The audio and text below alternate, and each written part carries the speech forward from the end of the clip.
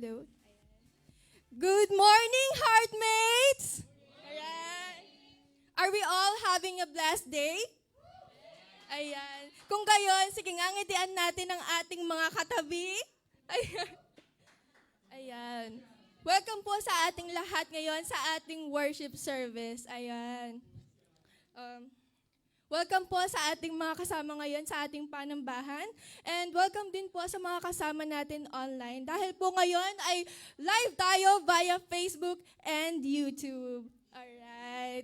So let's pause for a while para i-share ang ating online service virtually para makasama natin ang ating mga friends, family, and colleagues para makasama natin silang mag-worship virtually sa ating Panginoon. Ayan, binibigyan ko pa ang lahat ng ilang segundo.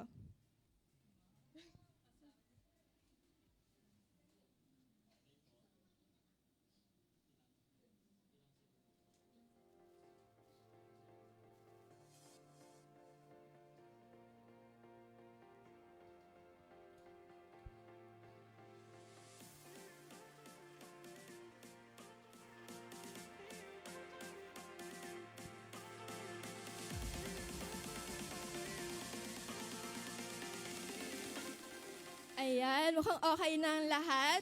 So tayo po ngayon ay tumungo na sa ating panalangin. So bago tayo tumuli sa ating umaatikabong pag-worship mamaya sa pamamagitan ng ating pag-awit, ay ipanalangin muna natin ang ating service. And mamaya po ay sabay-sabay nating ipanalangin ang prayer items ng ating iglesia na ipa-flash naman po sa ating mga TV screens. Ayan, mag-pray po tayo. Alright.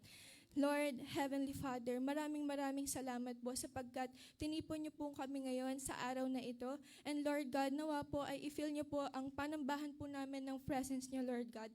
And sana po ay ma-apply po namin lahat ng matututunan po namin sa araw na ito, Lord God. And Lord, sana po ay patuloy po na lumaki pa po ang aming iglesia, Lord God, upang marami pa po mga tao ang mapapasok po sa puso po nila, Lord God. And Lord God, in Jesus' name we pray. Amen. Ayan. All right.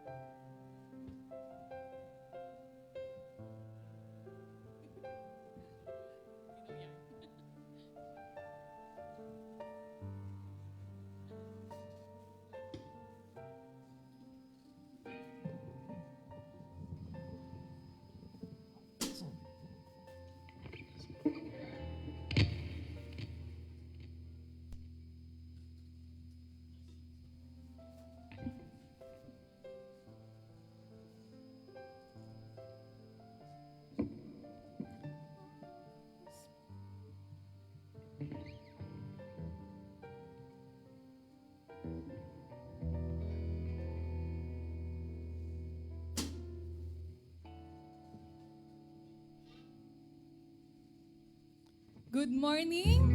Good morning po, Heartmates. Good morning and welcome to Heart Community Church. What an energetic energy yung napasa sa atin ni Sister Hannah. Thank you, Sister Hannah, for opening the prayer for the church. And minsan pa palakpakan natin ng Diyos. Amen. Kamusta po tayo? Nito pong nagdaang linggo, basahin po natin itong encouragement mula sa Panginoon. Sabi po dyan sa mga Hebreo, chapter 10, verse 23. Magpakatatag tayo sa ating pag-asa at huwag nang mag-alinlangan pa sapagkat tapat ang nangako sa atin. Can we all read together? Basahin po natin. 1, 2, 3. Magpakatatag tayo sa ating pag-asa at huwag nang mag-alinlangan pa sapagkat tapat ang nangako sa atin. Tapat daw po ang Diyos na nangako sa atin.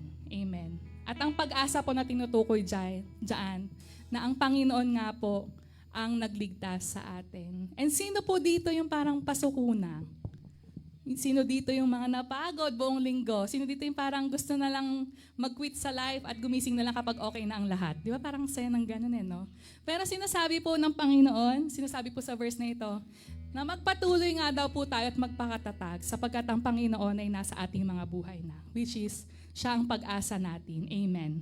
Na anuman daw po ang maari nating marinig, maari nating balikan para talikuran ng Panginoon. Sinasabi po dito, magpakatatag tayo. Pakisabi sa katabi, magpakatatag tayo sapagkat tapat ang Diyos na nangako sa atin. Na noong una pa lang, ibinigay niya ang kanyang bugtong na anak para sa atin.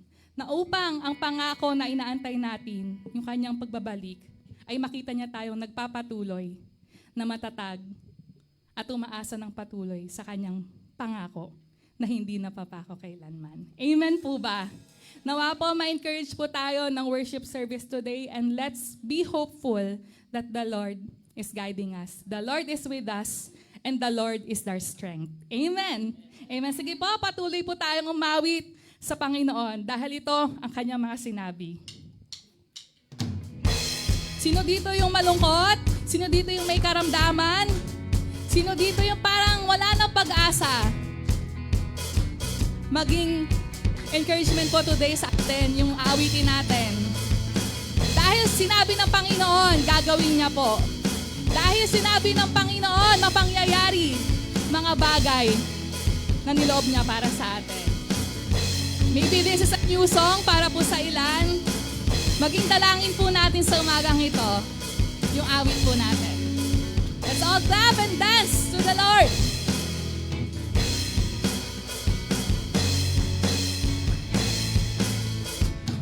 Walang hangganan, di magbabago kailan pa man.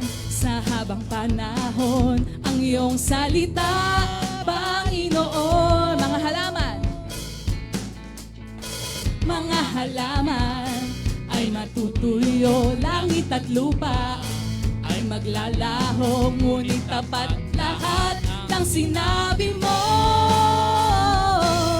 Karamdaman ko ay mapapawi, suliranin ko ay magagapi, kalaya ay mararanasan ko dahil sinabi mo.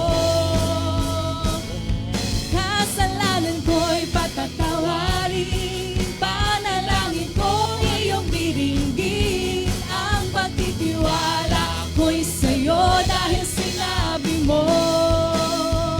Dahil sinabi mo. Sarap awitin ng pangako ng Panginoon. Minsan pa nating ulitin. Walang hangganan. Hindi magbabago ang kanyang salita. 3, 2, 1. Walang hangganan, di magbabago kailan pa man. Sa habang panahon, ang iyong salita, Panginoon. Mga halaman ay matutuyo, langit at lupa ay maglalaho, ngunit tapat lahat ng sinabi mo. Let's scream! Karamdaman ko ay mapapawi. Amen! Suliranin ko ay magagapi, kalaya ay mararanasan ko dahil sinabi mo.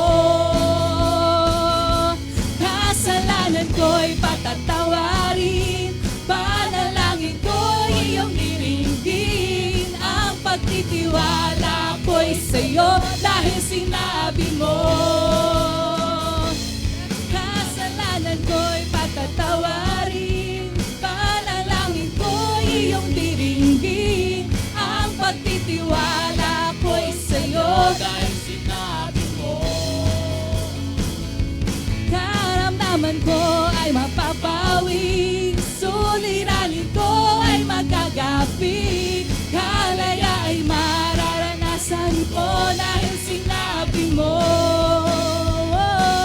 Kasalanan ko'y patatawarin, panalangin ko ay iyong diringgin. Ang pagtitiwala ko'y sa'yo dahil sinabi mo.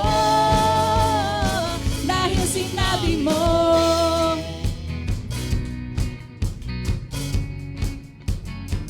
Let's make this song our prayer sa mga buhay po natin. Sinabi ng Panginoon, gagawin niya po yun. Naniniwala po ba tayo? Naniniwala po ba tayo, church? Amen! Walang imposible sa ating Panginoon. Nawitin po natin. Karamdamay mapapawi, suliranin magagapi, kalaya ay makakamit dahil sinabi mo. Sala'y patatawarin, ang dalangin diringgin, puso ay nagtitiwala sa sinabi mo. Karamdamay mapapawi, suliranin magagapi, kalaya ay makakamit dahil sinabi mo. Sala'y patatawarin, ang dalangin diringgin, puso ay nagtitiwala sa sinabi mo. Karamdaman ko ay mapapawi, suliranin ko ay magagapi, kalaya ay mararanasan ko dahil sinabi mo. Kasalanan ko'y patatawarin, panalangin ko. Thank you, Lord, sa pagsagot sa aming panalangin. Kalatiwala ko'y sa'yo dahil sinabi mo. For the last time. Karamdaman ko ay mapapawi, suliranin ko ay magagapi, kalaya ay mararanasan ko dahil sinabi mo. Kasalanan ko'y patatawarin, panalangin ko ay iyong diringgin. Ang pagtitiwala ko'y sa'yo dahil sinabi mo. Dahil sinabi mo.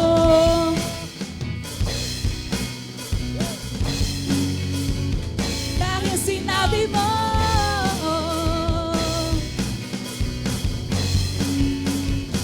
Dahil sinabi mo. Yes, Lord, thank you. Salamat, Panginoon. Salamat, Panginoon, na sa umagang ito, minsan pa po naming nasambit sa aming mga labi, Lord. Kung ano nga po yung ginawa mo na sa aming buhay. Pinatawad mo, Panginoon, ang aming mga kasalanan. Binigay mo sa amin ng kalayaan, Panginoon, na kami ngayon nakakalapit sa iyo. Nakakasamba, Lord. Nakakasabi ng panalangin po namin sa iyo. Sa mga tao ngayon, Panginoon, na maaari pong dumaranas ng karamdaman o suliranin, Panginoon, na parang hindi po matapos-tapos. Tulungan mo kami, Panginoon, na patuloy pong tingnan ng iyong salita dahil ito nga pong mga sinabi mo, Lord. You are able, Lord, to rescue us. Kung able ka, Panginoon, kung kinaya mo, Panginoon, kung titignan mo kami, Panginoon, na malinis na sa iyong harapan. Salamat, Lord. Niligtas mo kami, Panginoon, sa pinakamadilim, Lord, na parte ng aming buhay. At sa kaparusahan, Panginoon, na dapat po naming maranasan. If nagawa mo yon, Lord, kayang-kaya mo rin, Panginoon, na pagalingin kami sa aming karamdaman. At itawid kami, Panginoon, sa mga suliranin, Lord, at pag-aalinlangan, Lord, na pwede pong magpalayo po sa amin sa inyo, Lord. Tulungan mo po kami, Panginoon. Tulungan mo ang mga puso po namin minsan pa at patuloy na magtiwala sa iyo. Sapagkat ikaw, Panginoon, na hindi nagbabago. Tapat ka sa iyong salita. Walang katulad ka, Panginoon, kung kumilos at gumalaw at tumugon sa mga buhay po namin. So, umagang ito, Lord, tulungan mo ang mga puso po namin sumamba ng totoo sa iyo. Kulang man, Lord, itong pag-awit namin. Kulang man kami sa tono, Panginoon. But our hearts right now, we possession it, Lord, in giving our best worship. And that is, Lord, ang pag-aalay po ng puso at buhay po namin sa iyo.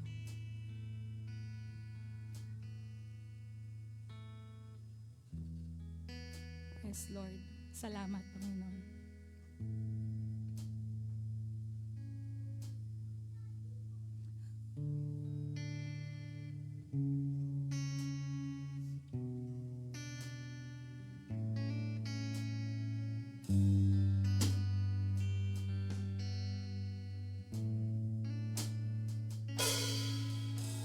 Awitin ko man lahat ng awit sa mundo, di kayang ilarawan ng kadakilaan mo.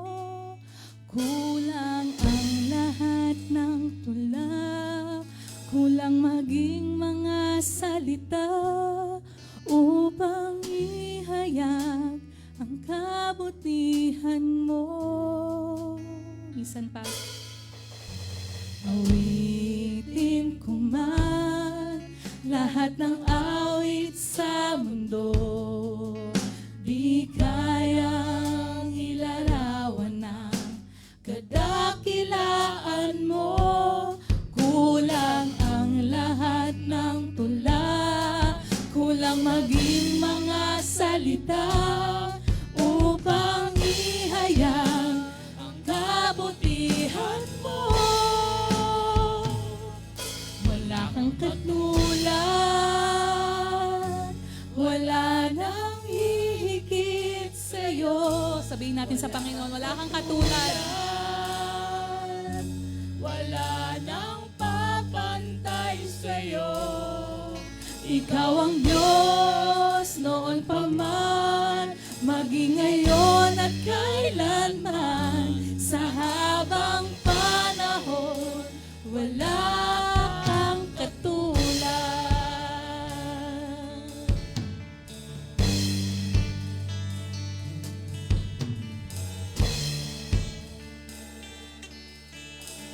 Gusto pa natin uwitin mula sa umpisa. Awitin ko man lahat ng awit sa mundo, di kayang ilarawan ng kadakilaan mo. Kulang ang lahat ng tula, kulang maging mga salita upang ihayag ang kabutihan mo. Wala kang katulad. Wala kang katulad. Wala nang higit sa'yo. Wala kang katulad. Wala nang papantay sa'yo. Ikaw ang Diyos noon pa man, maging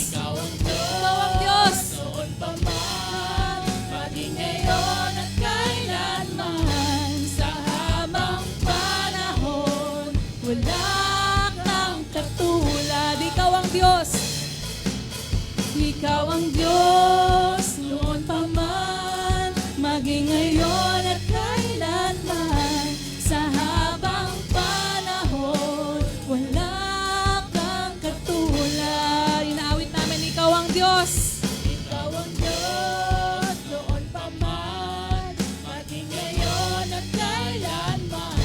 Sa habang panahon, wala kang katulad. Ikaw ang Diyos. Ikaw ang Diyos, noon pa man, maging ngayon at kailanman. Sa habang panahon, sa habang panahon, sa habang panahon, sa habang panahon, wala kang katulad. Ikaw ang Diyos, noon pa man, maging ngayon at kailanman.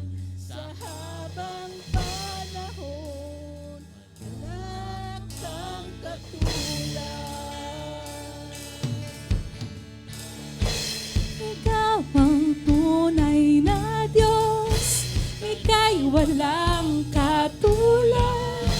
Ika'y nag-iisa, ikaw lamang, wala nang iba. Sa'yo ang aming awit, dinggin ang aming tinig, isisigaw. Ay umawit sa ating Diyos, tunay na Diyos. Ikaw ang tunay na Diyos, ika'y walang katulad. Ika'y nag-iisa, ikaw lamang, wala nang iba. Sa'yo ang aming awit, Panginoon. Sa'yo ang aming awit, dinggin ang aming tinig, sisigaw sa buong mundo.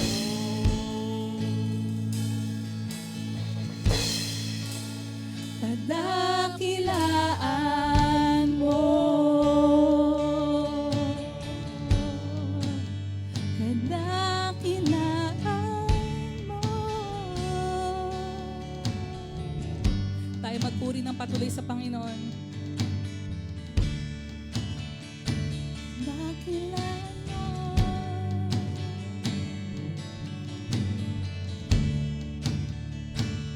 Pupurihin ka, O Diyos. Pupurihin ka, O Diyos. Ang aming alay, Panginoon, ay pagsamba. Ang aming alay ay pagsamba. Kaluwalhatian, buong karangalan, kapangyarihan mo'y walang katulad. Pupurihin ka, O Diyos.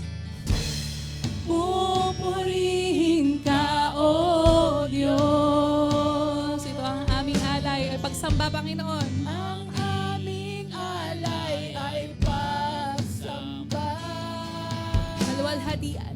Kaluwalhatian, buong karangalan, kapangyarihan mo'y walang katulad. Ikaw ang tunay na Diyos, ika'y walang katulad. Ika'y nag-iisa, ikaw lamang, wala nang iba. Sa'yo ang aming awit, Panginoon. Sa'yo ang aming awit, dinggin ang aming tinig, isisigaw sa buong mundo na ikaw ang tunay na Diyos.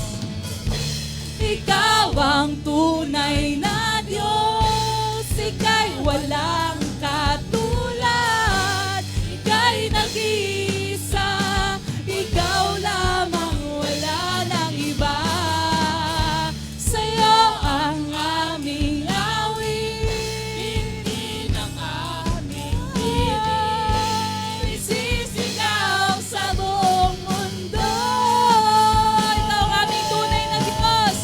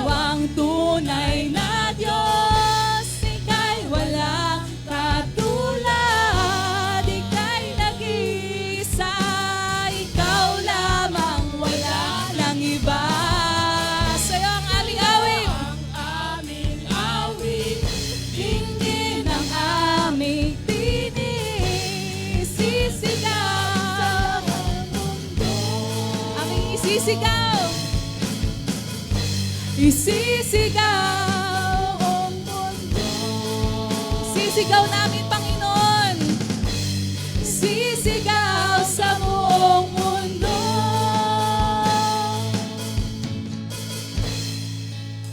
Kadakilaan mo. Let's sing the greatness of our Lord. His faithfulness sa mga buhay po natin. Ika'y dakila, Panginoon. Walang katulad. Ika'y dakila. Walang kapantay. Ikaw ang tunay na Diyos. Ikaw ang Diyos noon pa man. Ikaw ang Diyos noon pa man, maging ngayon at kailanman. Sa habang panahon, wala kang katulad. Ikaw ang Diyos.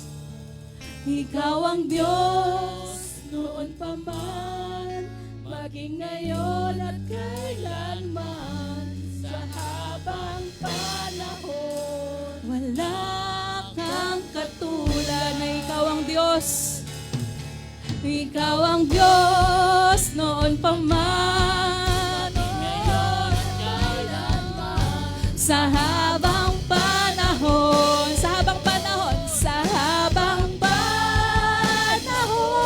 sa habang panahon, wala kang katulad. Pwede bang palakpakan natin ang Panginoon? Let's clap our hands. Kung tayo naniniwalang mabuti ang Diyos, kung siya hindi nagbabago at walang katulad, Panginoon, salamat. Kulang ang lahat ng ito, Panginoon, upang iparating namin, Lord, yung pagsamba po namin sa iyo, pasasalamat po namin sa iyo. Ang dalangin po namin, Panginoon, patuloy pong maniwala ang aming mga puso na kami ay nasa katotohanan, na sumasamba kami, Panginoon, sa tunay na Diyos na nagmahal at tumanggap sa amin. We thank you, Jesus. Ito pong aming dalangin in Jesus' name. Amen. Amen. Amen.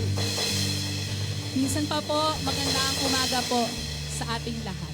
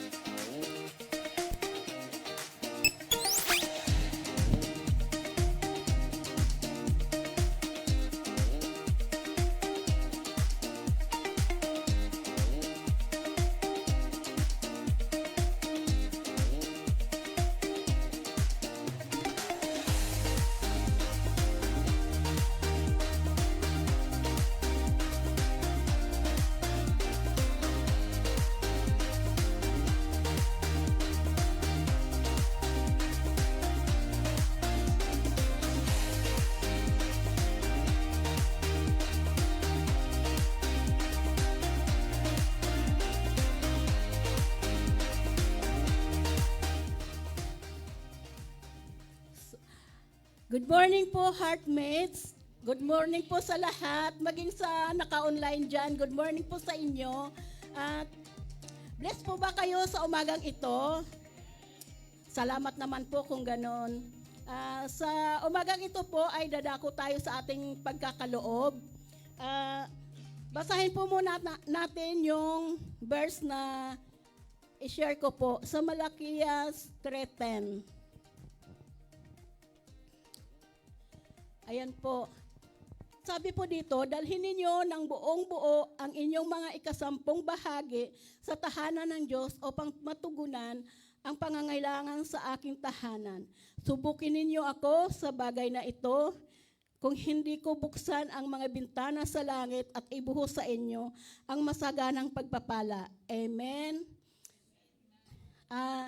Sa talata pong ito, inihayag po dito, sinasabi po dito ng ating Panginoon na yung mga kaloob daw natin, ikasampung bahagi po, ay dapat daw po maibigay po natin ng tama at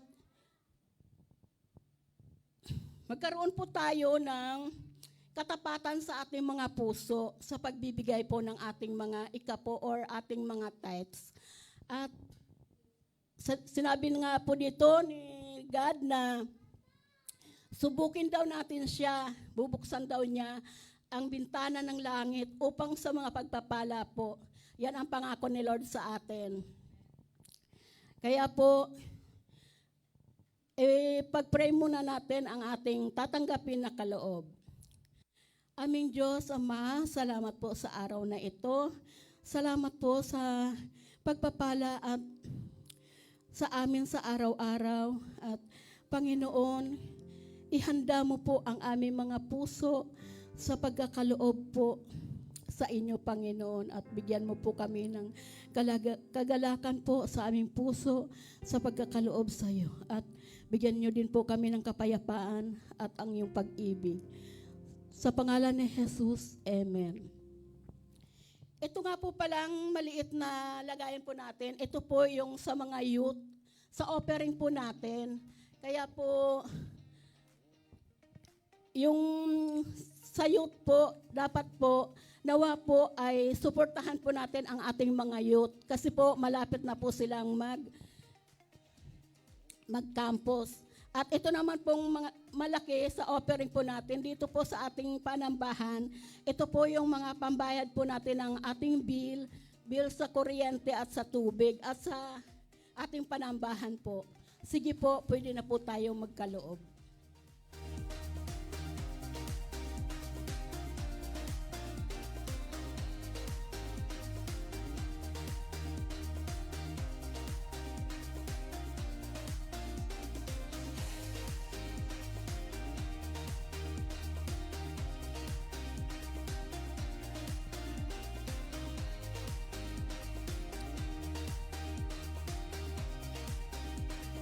Sige po, panalangin po natin ang ating mga natanggap na kaloob. Aming Diyos na makapangyarihan sa lahat, ito po muli kami nagpapasalamat sa iyo, aming Diyos, na naway pagpalain mo po ang lahat po nagkaloob sa iyo, Panginoon. At ito po ang aming natanggap na kaloob ngayon, Panginoon, nawa po ay magamit po ito sa maayos at magamit po para sa pagpapalago po sa aming iglesia. At nawa din po, Panginoon, patuloy na samahan mo po ang aming mga kapatiran, maging sa aming church po, patuloy mo po na pagpalain at samahan po, aming Diyos. At ito po ang aming samot dalangin sa pangalan ng aming Panginoong si Jesus. Amen.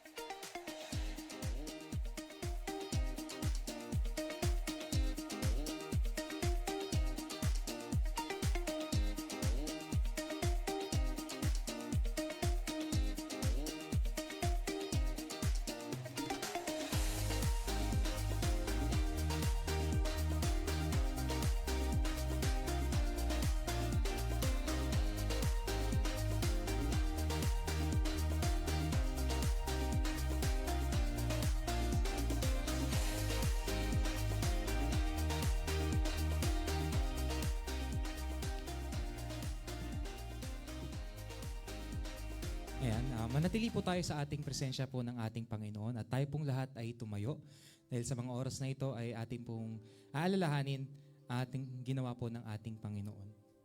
Ayan. Ayan, ready po natin ang ating mga puso.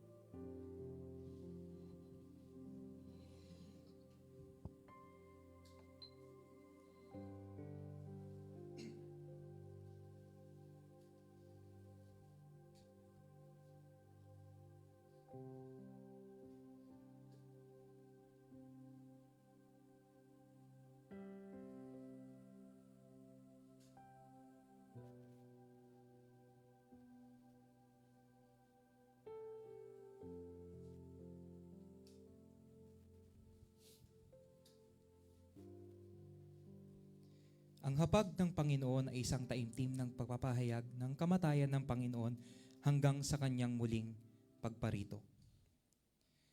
Isang pag-alaala sa kagandahang loob ng Diyos sa pamamagitan ng kanyang mabiyayang pagpapatawad sa ating mga kasalanan.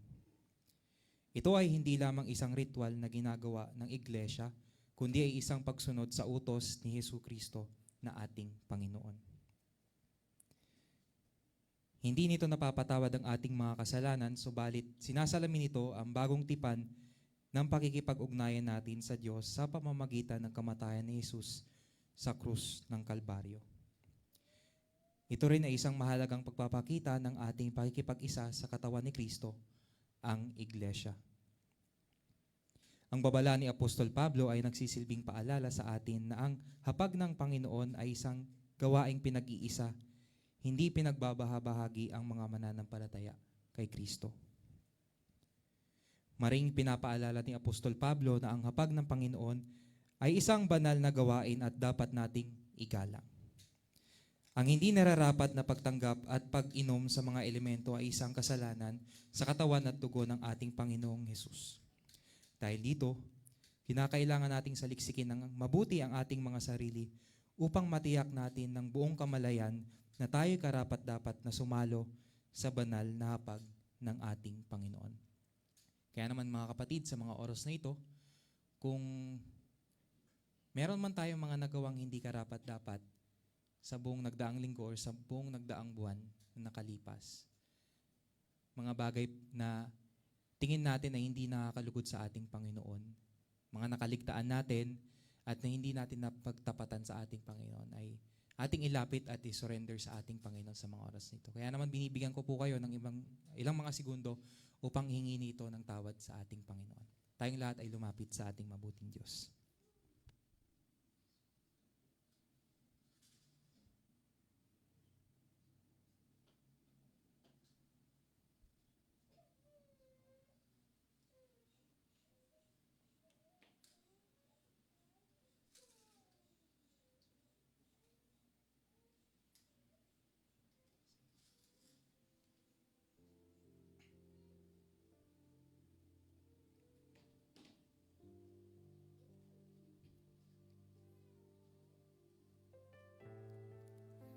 Itaas po natin ang simbolo ng katawan ng ating Panginoon. Sapagkat ito ang turo na tinanggap ko mula sa Panginoon at ibinibigay ko naman sa inyo. Noong gabing siya ay pinagkanulo, ang Panginoong Hesus ay dumampot ng tinapay, nagpasalamat at pinagpira-piraso iyon at sinabi, "Ito ang aking katawan na inahandog para sa inyo. Gawin ninyo ito bilang pag-alaala sa akin." Tanggapin po natin ang simbolo ng katawan ng ating Panginoon.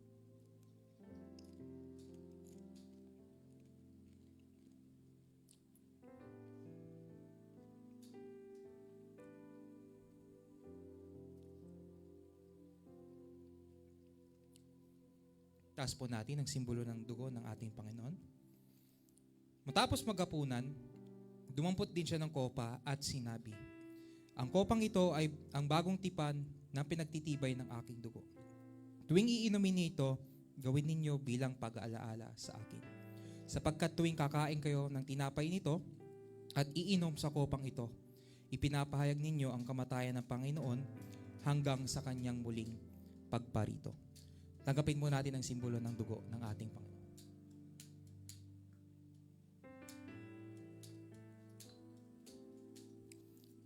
Tayo pong muli ay lumapit sa ating mabuting Diyos.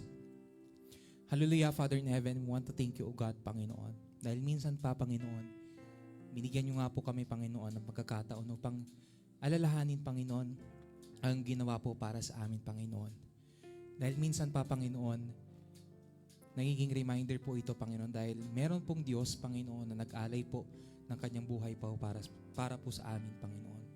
Meron pong Diyos, Panginoon, na handa po, Panginoon, na ibigay ang kanyang sarili, Panginoon, para po sa kanyang mga people, Panginoon, na naririto, Panginoon, sa mundong ito, Panginoon. Dahil minsan pa, Panginoon, meron nag-alay, Panginoon, ng pagliligtas para po sa amin, Panginoon. Maraming salamat, O God, Panginoon, dahil hindi po napako, Panginoon, ng iyong mga pangako, Panginoon, Maraming salamat, Panginoon, dahil minsan pa, Panginoon, binibigyan niyo po kami, Panginoon, ng safe place, Panginoon. Dahil binilong mo kami, Panginoon, sa iyong family, Panginoon. Kaya naman, Panginoon, sa mga oras na ito, Panginoon, hindi mo matapos ang gawain ito, Panginoon, ng isang beses lang, Panginoon. But rather, Panginoon, we will remember, Panginoon, ang iyong ginawa po, Panginoon, sa araw-araw, Panginoon, na binibigay niyo po sa amin, Panginoon. Kaya naman sa mga oras na ito, Panginoon, ikaw, Panginoon, ang patuloy na maitaas sa pangalan ni Jesus. Amen.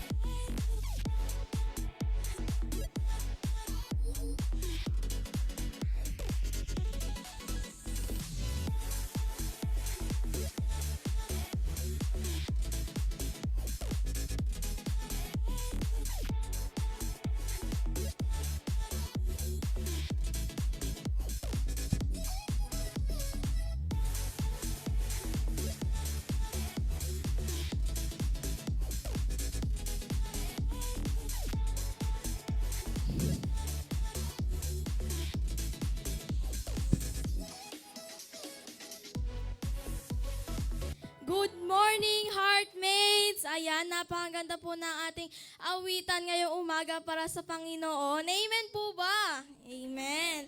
And kamusta rin po ang bawat isa?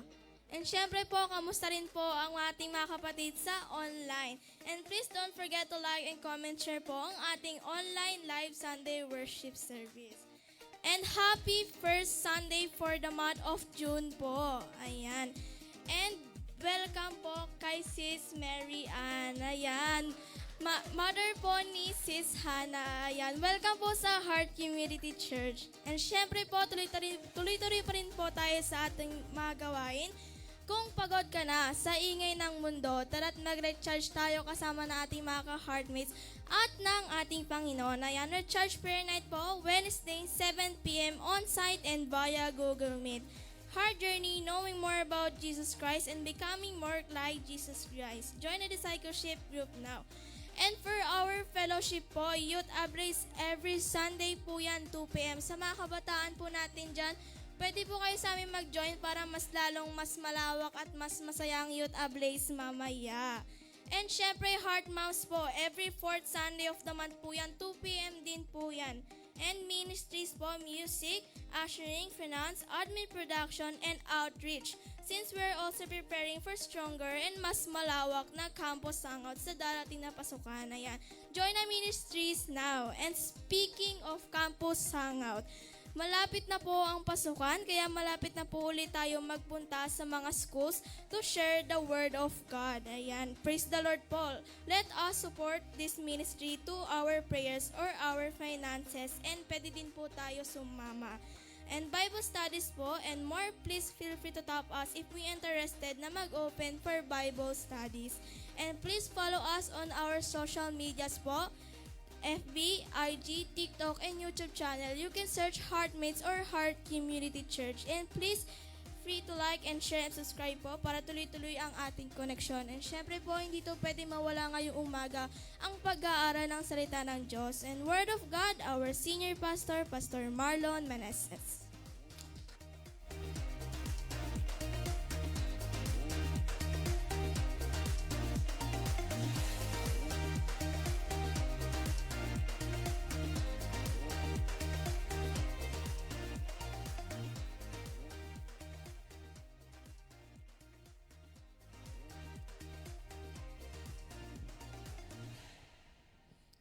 Grabe. Umuulan tayo ng magagaling na MC. Palakpakan natin ng ating Panginoon. Lumalabas, no? Kaya kanina sa likod ako, na-amaze ako. Though, first time ni Hannah, pero kita-kita natin yung power. Alam mo yun, napakatahimik na bata. Tapos pag nag-MC pala, di ba, halimaw pala pag nag-MC. Palakpakan natin ng ating Panginoon. Okay? Halimaw, in a sense, magaling ibig sabihin. Sige po, tayo po ay welcome po natin si Nanay Mary Ann. Mami, hello po. Welcome po sa iyo. Welcome po kayo. Ayan. Palakpakan natin si Lord. Ayan, welcome po sa Heart Community Church. Kita-kita niyo po ninyo, bilong po talaga kayo dito, lahat po pogi, lahat magaganda. Ayan, tingin po sa katabi. Diba? Parang hindi naniwala, bigla. Okay? Tayo po ngayon na idadako na sa panibago nating serye. Last month, we talk about to walk worthy. Paano ba tayo lalakad lang nararapat sa ating Panginoon? Right now, we're going to talk about standing on the Word. Okay? Standing on the Word. Though nakapagsimula na tayo last Wednesday sa ating serye, but mas dididig natin deeper, ano ba ibig sabihin nun when we talk about standing in the Word. Ang text nga natin ay kinuha natin sa Matthew chapter 7, verse 24. Ang sabi ron, everyone then who hears this word of mine and does them will be like a wise man. Tingin sa katabi.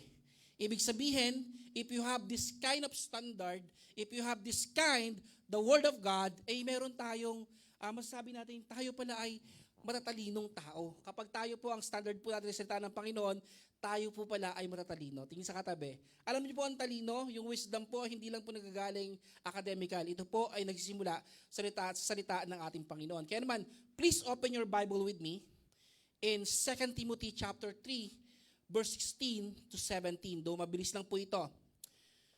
2 Timothy chapter 3, verse 16 to 17. Basahin natin sa wikang Ingles, then later on, basahin natin sa wikang Tagalog. If you have your Bible, please, sundan niyo po ako. Kung wala naman, meron naman po tayong PowerPoint, pwede po ninyong basahin. 2 Timothy chapter 3, verse 16 to 17, ang sabi po rito, all scripture is breathed out by God and profitable for teaching, for reproof, for correction, and for training in righteousness, that the man of God may be complete, equipped for every good work. Sabi sa wikang Tagalog, ang sabi po dito, ang lahat ng kasulatan ay kinasihan ng Diyos at kapaki-pakinabang sa pagtuturo ng katotohanan, pagsapag-saway sa kamalian, sa pagtuturo sa likong gawain at sa pagsasanay sa matuwid na pamumuhay, upang ang lingkod ng Diyos ay maging ganap at handa sa lahat na mabubuting gawain. Samahan niyo po ako manalangin panandalian. Once again, Father in Heaven, we want to greet you a pleasant morning, O God. At kami po ay nagagalak sapagkat alam po namin na this morning, Panginoon, ay hindi mo hayaang masayang, O God. But rather, you will bless us, Panginoon, through worshiping you kanina po, Panginoon. At nang higit sa lahat, Panginoon, mas i-bless mo po kami sa aming pong maririnig na mensahe, Panginoon, sa pagkakataong ito. We know, Lord Jesus, na ito po ay hindi aksidente. You allow us, Panginoon, to read this word, O God, nang sa ganun mabasag, Panginoon, ang mali po naming paniniwala at magising po kami, Panginoon, sa katotohanan na dapat po pala, Panginoon, meron po kaming paninindigan at kung ano man po ito, Panginoon, ito po ay walang iba kundi ang inyong pong salita sapagkat at the end of the day, ang lahat po, Panginoon, na nasa amin ay mawawala.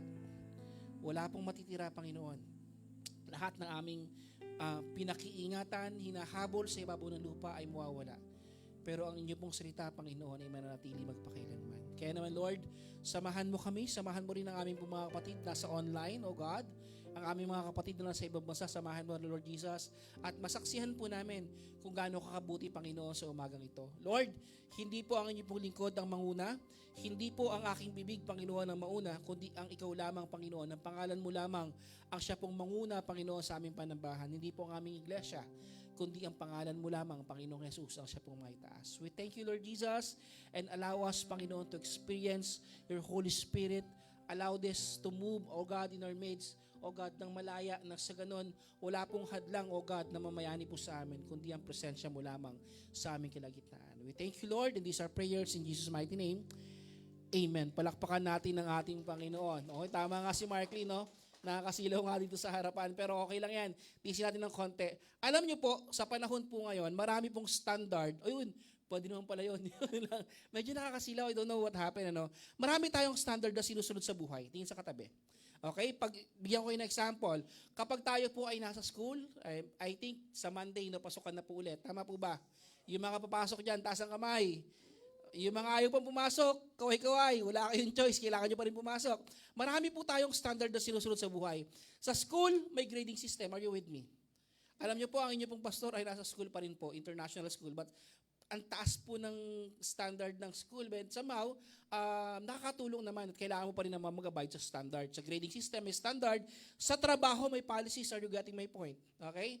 Kapag bawal ka malate, may bawas. Di ba? Pero pag pumasok ka na maaga, walang dagdag. Naintindihan natin? Pag late ka, may bagaltas. Sa sports, may rules. Diba? Sa basketball, may foul, may traveling, etc. and so on and so forth. At sa iba pang laro, kapag walang standard, nagkakaroon ng kalituhan, okay, sa ating pong mga buhay. Ibig sabihin, napakahalaga ng salitang standard. Sabihin natin sabay-sabay, standard. So napakahalaga nito. And especially, ganito rin sa ating spiritual life. Napakahalaga po na meron po tayong standard. Hindi po pwede na magkakaroon lang po tayo sa paniniwala sa ganito, sa ganyan, etc. and so on and so forth, at pagkatapos ay tapos na. Dapat po mag-set po tayo ng standard. Ang problema po ngayon, maraming tao ang ginagawang standard ang kanilang feelings. Tingin sa katabi. Okay? Nakabase sa kanyang nararamdaman. Ito yung standard ko. Pag okay ako, okay ako. Pag hindi ako okay. Pag gusto ko, di ipupush natin. Pag hindi ko na gusto, wag na lang. Okay? Ganun po yung standard. Or, naniniwala sila ng standard nila, dapat nakabase sa opinion ng iba. Ito po yung napakadelikado. Especially sa panahon po ngayon. Kung manood ka ng social media, napakagulo. Sa Senate, napakagulo. Nanonood ba kayo ng balita? Alam niyo po ako po hindi po into news, but right now, parati po ako nanonood sa balita kasi baka mamaya, magulat na lang ako, ang gulo-gulo na pala sa bansa natin, nagkakagera na pala, wala pa tayong kaalam-alam. Kasi nga, di ba, pag napanood tayo ng balita, dalawa po yung Senate President, etc. and so on and so forth, pero hindi natin problema yun. Ang katrabaho natin, ipanalangin yon. So, ibig sabihin, hindi po natin pwedeng ibase lang sa opinion ng iba. Kasi nga, pag meron kang, for example, when we base sa election, yung iba ay green, yung iba naman ay yellow, iba naman ay pink or whatsoever, Hindi po dapat natin yung ginagawang opinion, okay? Or di naman kaya, sa trend ng mundo, kung ano ba yung in. Especially sa pag napapansin ko, pag lumalabas lang ako dyan ng konti, may makikita kang may nagti-TikTok na, di ba? Kung ano yung in, yun yung sasayawin, di ba? Minsan mandadamay pa yan. O, noong nakaraan, may lumapit sa akin, Pastor, kasi nag-ano siya rito, which is good naman. Nagme-makeupan sila, di ba? Galing, oh. Talaga namang naging gwapo yung natin, mga kalalakihan natin. Parang binato ng uling sa mukha. Biro lang naman po. Pero they just experiencing joy or whatsoever. Sabi nung isang kabataan sa akin, para naintindihan ako, subukan ko kaya, Pastor, next Sunday po ikaw naman nahiya sila. Sabi ko, oops, hindi pwede. Imagine may pastor mo magtuturo dito tapos ganun yung makeup. Ang sagwa nun, di ba? Para tayong fried egg nun, okay? Bilang isang Kristiyano, dapat hindi po ganun yung ating pong standard. Hindi tayo tinawag para sumunod sa culture, but rather tinawag po tayo para sumunod sa salita ng Diyos. Tingin sa katabi. Tinawag po tayo upang sumunod sa salita ng ating Panginoon. Habang nababago ang mundo, ang salita ay hindi nagbabago. Siya po ay nananatiling pareho. Tingnan mo yung katabi mo, sabi mo sa kanya, at the end of the day, posibleng magbago ka, kapatid. Okay? Yung posisyon mo, yung estado mo sa buhay, pwedeng mabago yan. But remember this, ang salita ng ating Panginoon, hindi po yan nagbabago. Kaya naman, pag-usapan natin, ang isa sa lesson natin for today is unchanging standard. Okay? Which is the Word of God. Unchanging standard. In 2 Timothy chapter 3, verse 16 to 17. Bigyan natin ng konting background. Bakit ba unchanging standard yung ating pag-uusapan? Okay? Ibig sabihin po ng changing standard, hindi po nababagong standard. Ibig sabihin, fix na siya. Okay? Nung ang ating Panginoon po gumamit ng mga tao upang isulat ang Bible, ito po ay fix na at hindi dapat mabago at ito po ay sakto lamang sa atin. Ang sabi po sa 2 Timothy, okay, nung ito po ay sinulat ni Apostol Pablo, ito po yung huling sulat ni Apostol Pablo bago po siya mamatay. Naintindihan natin, 2 Timothy is one of the letter ni Paul bago po siya mamatay. Siya po ay nakakulong sa Roma that time. Sinulatan niya si Timoteo na kanyang anak-anakan upang palakasin ang kanyang pananampalataya at paninindigan sa gitna ng mga maling katuruan. So ibig sabihin, sa panahon pa lang nila, hindi po sa panahon lang natin ngayon, marami na pong lumalabas na maling turo. Okay? Hindi lang po yan hindi na po yan bago sa atin. Pag lumabas tayo sa labas, marami pong katuruan na animoy tama. Pag lumupunta ka sa ibang lugar, maraming katuruan na animoy tama. Di ba? Pag nakipag-usap ka sa isang tao, marami rin siyang alam na tama. Okay? May tama. Di ba? Naiintindihan natin. So, lahat po tayo, we assume na lahat tayo may tama. But listen to this. Ang tama pong dapat nating pinaninindigan, walang iba kundi ang salita ng ating Panginoon. Kapag wala po sa standard, hindi po yan tama.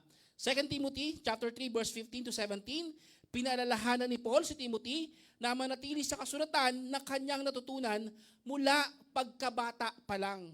Ito kasi si Paul, hindi po siya bagong, hindi bago sa kanya yung Word of God. Habang siya po ay musmus pa lang, ang kanya pong magulang, ang kanya pong lola ay mga Kristiyano na nakakilala sa ating Panginoon. And dumating yung panahon na itong si Timothy habang lumalaki, tinuturuan ng kanyang mga magulang. Alam niyo po, importante po ito. As a parents, na kung meron po tayong ituturo sa mga anak po natin, wala pong iba kundi ang salita ng ating Panginoon. Naintindihan natin? Kasi po, wala pong mali sa salita ng ating Panginoon. And the worst problem is, kapag tayo po ay magulang at hindi po natin tinuturo ang salita ng ating Panginoon, na tayo po ay naging dahilan para sila po ay mapalayo sa ating Panginoon. That's the problem. Kasi po, hindi po natin sila tinuturuan ng tamang standard mula sa ating Panginoon. Okay? Ang sabi pa rito, ipinahayag niya ang lahat ng kasulatan ay mula sa Diyos at kapaki-pakinabang sa pagtuturo, pagsaway, pagtutuwid at pagsasanay sa tuwiran upang maging handa ang lingkod ng Diyos sa bawat mabubuting gawa. So ibig sabihin, ang dami palang gamit ng standard na ito. Hindi lang pala siya kapag kulang ka ng kaalaman. Kasi most likely, marami po sa atin, okay, nagmumukhang matalino kasi marami siyang alam sa Biblia. But listen to this, ang sabi ko nga po natin noong nakaraan, di ba? Ang sabi po ni D.L. Moody, the Bible was not given to increase our knowledge. Listen to this, ha? The Bible was not given to increase our knowledge, but to change our lives. Kapag tayo po ay maraming alam sa Biblia, pero ito po ay nagiging yabang lang po sa atin. Totoo po ito. I've seen a lot of people na ang gagaling sa Biblia, pero ginagamit lang nila to debate someone para i-prove na mas marami silang nalalaman. Alam niyo po, sabi ko nga, marami po ako na-encounter na ganito, hindi ko pinapansin. Why? Sabi naman ng Bible makipag-debate ka dyan sa tao na yan, pag natalo mo siya, sino nanalo sa inyo? Walang mananalo sa inyo. Why? Possible na sumama pa yung loob niyan kapag natalo mo siya. Magmumukha na pinagmumukha mo siyang walang alam. Kaya naman, when we use the Word of God, make sure na we're just trying to depend kung ano yung katotohanan mula sa salita ng ating Panginoon.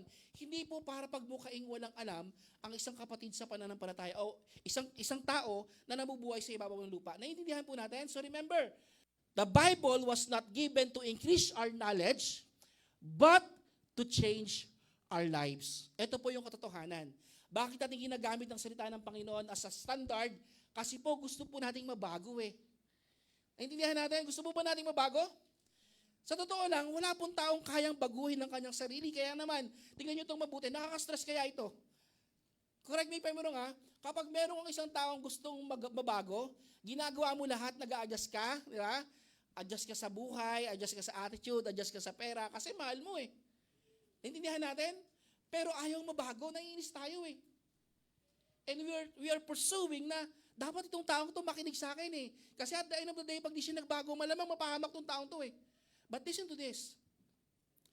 We have to admit, we don't have power para baguhin ang buhay ng isang tao.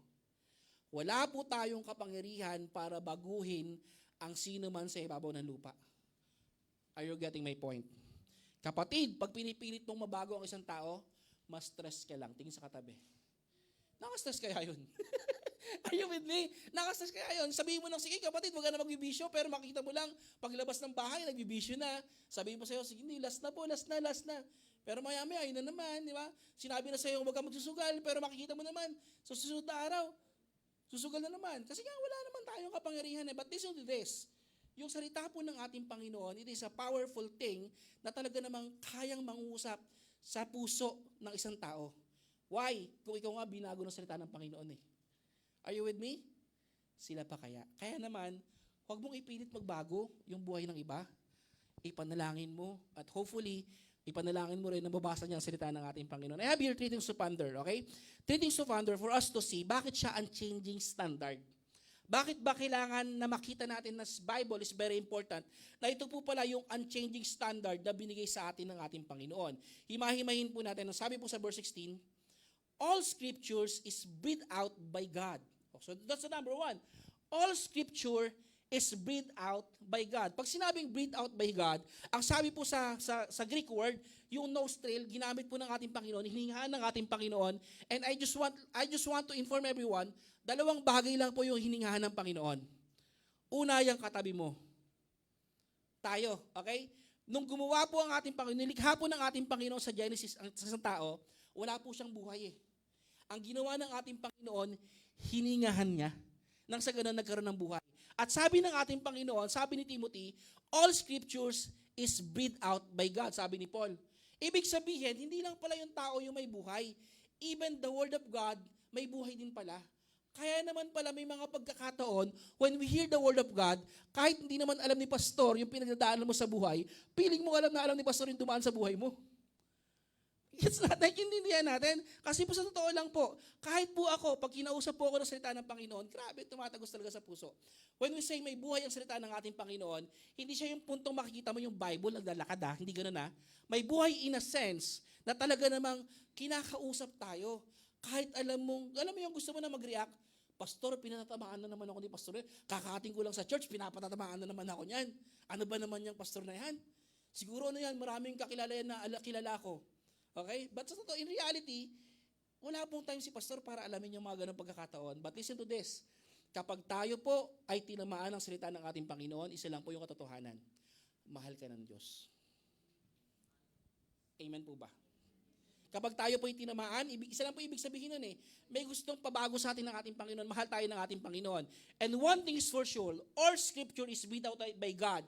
Hiningahan ng ating Panginoon. So number 1, the Word of God is inspired. The Word of God is inspired. Kinasihan ng ating Panginoon. The Word of God is inspired. Sabi nga ron, all scripture is breathed out by God. hiningahan ng ating Panginoon, kinasihan ng ating Panginoon.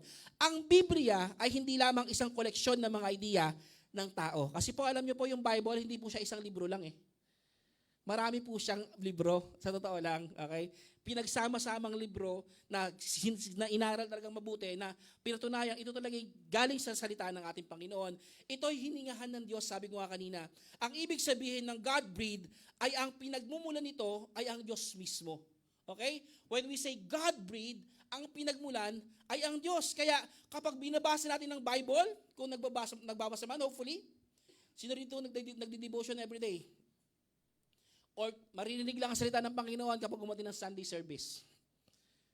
And that's the problem. And we want blessing from God, pero ayaw natin basahin ang salita ng ating Panginoon. Kaya kapag binasa natin ng Bible, hindi lang ito salita ng Diyos eh. Hindi lang ito basta salita ng tao, but rather salita ng Diyos na kumakausap sa ating mga puso. Ang sabi nga ni Peter, 2 Peter chapter 1 verse 21, "For no prophecies was even produced by the will of man, but men spoke from God as they were carried along by the Holy Spirit." Imagine that, yung mga Bible, especially Old Testament, kinasihan daw ng ating Panginoon yung bawat author ng Bible para maisulat ang gustong sabihin ng Diyos para sa atin. Yung pala yun. Kinasihan pala ng Diyos, okay? Yung mga author. Alam niyo po, napakadami po ng author ng Bible. Hindi po isang tao lang yung author po ng Bible. But listen to this. Magkakaiba po sila ng time frame, okay? From AD century to before Christ to AD century, napakalayo ng time frame. Okay? Daan taon ang binilang, okay? Bago sila mag-meet. But still, pag binasa po natin magigi, iisa lang po yung gustong papuntahan ng Bible eh. The Old Testament is the shadow of the New Testament. Meaning, yung Old Testament po, ang pinatutungkulan po, meron pong Kristong paparating para po sa atin. And New Testament talks about na meron ng Kristong dumating ibinigay sa atin for us to be saved. Naintindihan natin? So, it talk about the Lord Jesus Christ. Kaya naman, if we're going to take a look, yung ating pong mga Biblia, gusto ko pong maintindihan ninyo, okay, na ito po, sabi po ng Psalms 118 verse 89, "Forever, O Lord, your word is firmly fixed in the heaven." Fixed po yung salita ng ating Panginoon. Hindi po siya nababago. Hindi siya mag-a-adjust sa emosyon mo. Tingin sa katabi. Hindi siya mag-a-adjust sa gusto mong marinig. Kasi may mga pagkakataon, alam niyo po meron pong gandong tao. Okay? Nagbabasa ng Bible, tapos pag nasaktan siya, ilipat niya yung page. Pinipili lang yung gusto niyang ma-receive. Listen to this. Kapag tayo po ay selective sa kung ano lang yung gusto natin papasukin sa ating po mga puso, that's a major problem. Why? Because ayaw po nating kontrolin po tayo ng Diyos. Ayaw po nating pagkilusan po tayo ng ating Panginoon. Why? Napaka-importante kasi sabi ron, firmly fixed. Fixed na ang salita ng ating Panginoon. Okay? Kung ang Diyos ang author ng kanyang salita, maaari natin itong pagkatiwalaan. Amen po ba? Okay? Kung tayo po'y naniniwala ng salita ng ating Panginoon, the Word of God, the Bible itself, ay kinasihan ng ating Panginoon, maaari natin itong pagkatiwalaan. Ang tanong, pinagkakatiwalaan mo ba yung Biblia na meron ka ngayon? It's either yung hard print na book or meron kang app na Bible, walang problema dyan. Ang tanong, binabasa ba natin? Alam niyo po, meron pong kwento, meron pong isang pastor na bumisita po sa isang tahanan, pinag-pray niya yung tahanan na yon. At tapos, habang siya po ay pinagpe-pray, niyaya ng pamilya, "Pastor, kain po kayo sa amin." Di pinakain naman. Pinakain naman. Di binigyan ng isang magandang kutsara, tsaka tinidor, yung pastor. Habang kumakain yung pastor, yung ginawa to cut the story short, natapos siya kumain, yung tinidor, inipit niya sa Bible. Tapos nagpaalam na yung pastor, umalis. Alam niyo po, lumipas ang 1 taon. Nagkita po sila nung in-invite niya. Ibig sabihin, tagal nilang hindi nakita. Ang sabi po ng binisita niya, sabi nung binisita po ng pastor, "Pastor, meron po sana akong gustong itanong sa inyo eh. Kasi po nung last po kayo pumunta sa amin, binigyan ko po kayo ng maayos na kutsara tinidor. Ang tanong ko po, saan po napunta yung tinidor?" Sabi nung pastor, "Ay, di nyo ba nakita? Nandun sa Bible nyo, inipit ko doon sa Bible." Imagine this, for almost a year, hindi nila nahanap yung tinidor. Hinanap nila yung tinidor kung saan, sa lababo, sa ilalim ng mesa. Yung pala yung Bible na yung tinidor, nakaipit pala sa Bible. Ibig sabihin, isang taon, hindi binuklat yung Bible. Same thing with us. Marami po sa atin, marami po silang Biblia sa bahay. Pagandahan pa nga kadalasan eh. Ang tanong, binubuksan mo ba? Binabasa ba natin yung Bible? Or sobrang kapal na ng alikabok? Alam mo yung Bible, sobrang alaga sa Bible kasi walang sulat eh. Ang linis-linis ng Bible eh. Ay, hindi na natin. Nagdidikit-dikit pa yung pahina, bagong-bago pa. Alam niyo po, Pastor, ito pong Bible ko, sobrang ingat po ako dyan. Talagang wala pong sulat yan. Paano magkakasulat, di mo naman binubuksan? Are you getting my point? So, alam niyo po, mas na-appreciate ko yung Bible na napakaraming sulat. Pag uwi ni Kurt, lahat ng Bible, sinulatan lahat. From introduction hanggang dulo, no? Kasi po, doon po natin makikita na talaga namang ginamit talaga yung Biblia, ginagamit talaga bilang standard. Kapag may memo, tingnan nyo ito mabuti, kapag may memo sa company, o di naman kaya sa president, kumikilos agad tayo eh. Tingnan nyo ito mabuti. For example, pumapasok tayo, na-experience nyo ito, natag ka na 3 beses ka nang nag-absent tsaka late. Pag pang-4 na late, pwede ka nang i-suspend. Di ba? Ano ginagawa natin kadalasan? 3 beses ka nang late. Magpapalit ka pa sa sunod? Hindi, no? Sinusunod natin yung boss natin kasi pag di tayo sumunod, ano mangyayari? Posibleng mawalan tayo ng trabaho. Or worst comes to worst, mawalan tayo ng income. So, ibig sabihin, meron kasing epekto sa atin, kaya sumusunod tayo sa boss natin. Can you imagine this? Kung ano ang nawawala sa atin if we don't follow or obey the word of God itself. Minsan kasi akala natin wala nawawala eh. Kapag wala po tayong salita ng ating Panginoon, mas malaki ang nawawala sa iyo. Are you with me? Pansinin niyo mabuti. Baka kasi kaya mamaya lagi kayong away ng away. Ang tagal niyo na mag-asawa, pinag-aawayan niyo sa pipindutin niyo toothpaste. Sa likod, sa gitna ba o sa dulo? Sabi ko sa gitna eh, maghiwalay na tayo. O ayan na, naghiwalay na. Hindi alam kung saan pipindutin yung toothpaste eh. Sabi mo, mas tama. Nagtanong, no? So, pinag-awayan din namin ni Miss, no? Ganun kadalasan nangyayari sa atin eh. Why? Wala kasing standard. Amen? Wala kasing standard, okay? O, sabi nga rito, mas lalo nating dapat sundin ng Bible dahil galing ito sa hari ng mga hari. King of Kings, okay? Ang salita ng Diyos, ang standard dahil ito ay galing sa Diyos mismo. Listen to this. Ang salita ng Diyos ay standard dahil ito ay galing sa Diyos mismo. Okay? Kaya naman, we just need to remember na ito po ay inspired ng ating Panginoon. Ito po mismo ay galing sa ating Panginoon. Pangalawa, bakit siya unchanging standard? Pangalawa, ang sabi dito, sa verse 16 pa rin, sa second part, ang sabi ron, profitable for teaching, for reproof, for correction, and for training in righteousness. Profitable, kagamit-gamit sa pagtuturo, sa pagtatama, reproof, for correction, and for training in righteousness. So sa pangalawang bagay, the Word of God is instructive. I want you to understand this. When we use the word instructive, ang ibig sabihin ng instructive, hindi lamang tayo binibigyan ng Bible to inform us. Sabi ko nga kanina, but rather to transform us. Tinuturuan din tayo nito kung paano mamuhay ng tama. Are you with me? Okay? Teaching, ano ang tama? Okay? Reproof, ano ang mali? And correction, paano itama ang mali? And training in righteousness, paano maging tama? Gets natin? Kasi yun naman yung kailangan, yun naman yung kailangan natin maintindihan. We need something to teach sa mga susunod na generation. And that's the Word of God. Kailangan natin. And tayo rin mismo tuturuan po nito. Okay? Ito po yung napakagandang instruction mula sa salita ng ating Panginoon. Profitable for teaching, for reproof, for correction.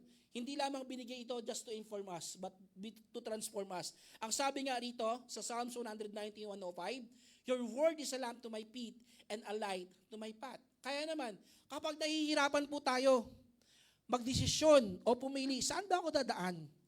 Ano ba yung dapat kong piliin? Okay? Marami po tayong ganyang senaryo sa buhay. Tama? Hindi lang po sa buhay pananampalataya, sa buhay may pamilya, sa buhay estudyante, sa buhay nagtatrabaho. Napakaraming may ganyan parati. Okay, why? Kasi po, ang kaaway po, hindi po tumitigil na tirahin po tayo eh. Nabutuhin po tayo ng mga bagay na ikababagsak po natin eh. Are you getting my point? Ayaw po ng dyablo na masaya kang naglilingkod sa Panginoon. Tingin sa katabi. Masaya ka ba naglilingkod sa Panginoon? Pero may mga pagkakataon hindi ka lagi masaya. Why? Because we allow us the devil to destroy us. At nahihirapan po tayo pumili ng tama. Remember this, your word is a lamp to my feet and a light to my path. Kapag dumarating yung pagkakataon, nahihirapan ka na sa decision making, hinto ka muna. Hinto ka muna. Sabi mo sa katabi mo, hinto ka lang muna. Hindi masamang huminto. Okay?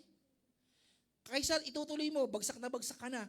Nahihirapan ka na kung saan ka dadaan. Saan ba ako? Kanan ba ako? Kaliwa? Diretso ba ako? Patras ba ako? Or whatsoever. Ang hirap kaya nun.